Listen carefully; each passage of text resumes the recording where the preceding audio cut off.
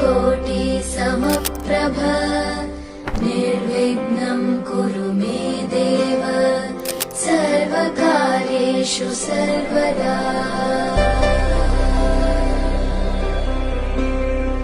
वक्रतुण्ड महाकाय सूर्यकोटिसमप्रभ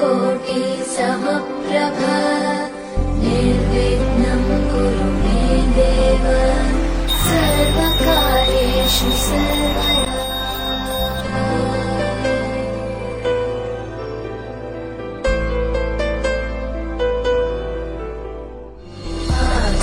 आकाशस्याधिपो विष्णुः अग्निश्चैव महेश्वरी